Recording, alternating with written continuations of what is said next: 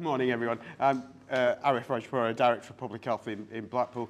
And I also have other roles. I chair the Changing Futures board, which is around sort of tackling the issues that people experience with multiple complex needs. And many of you will have been involved in changing futures.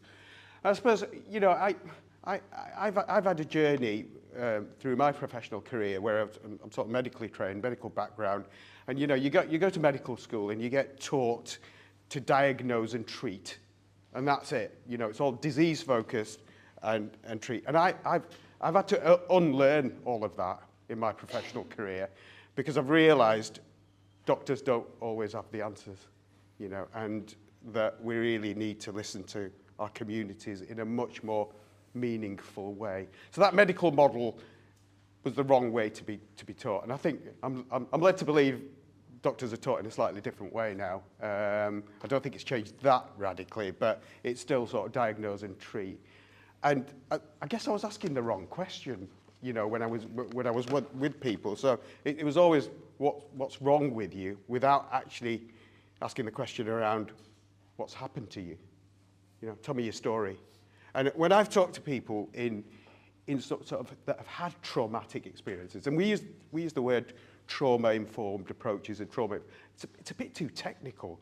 It's quite simple, a lot of it, isn't it? Really, and it's really understanding people's stories and where they've been, what's happened to them.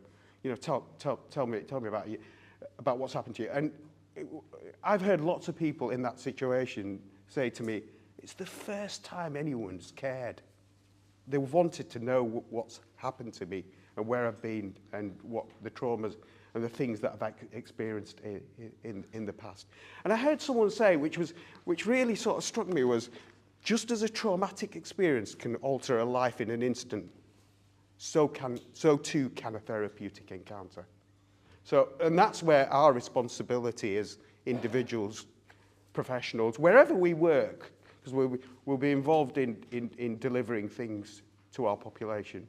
We need to have that trauma-informed approach.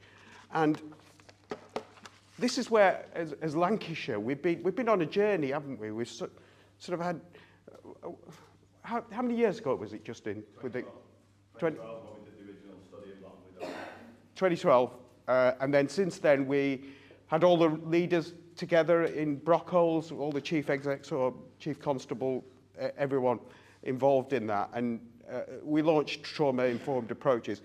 I guess where the next stage is about getting trauma-informed communities and making sure we're embedding this approach of listening to people, engaging with people, promoting healthy, healing relationships with our population. And you never know what is going to be the catalyst to changing someone's life. You know, it may be a teacher, you know, a nurse, you know, a personal trainer, whoever it may be, may actually unlock something for that individual through that healing relationship. So we need to promote healing when we connect with individuals, and then we can get individuals to start to connect with communities. You know, and that's the key thing. And I suppose, you know, when we talk about healing, and it's not about totally eradicating the effects of the previous trauma, but it's about helping people from surviving to actually living.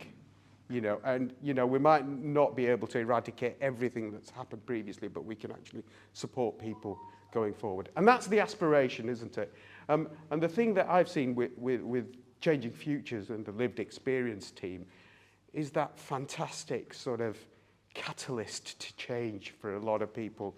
That, and it takes, and we've got to recognise it takes more effort to engage with people that are disengaged in that way, and particularly with Changing Futures and the multiple complex needs clients that we've got, that it does take more effort, and we've got to recognise it takes more effort, and we've got to be willing to do that and put that extra mile in.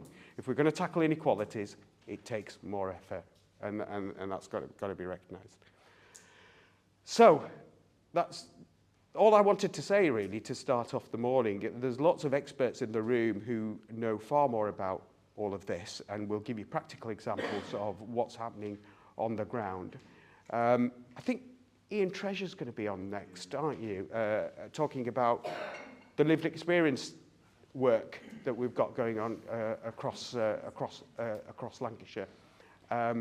But happy to take any reflections on anything that I've said.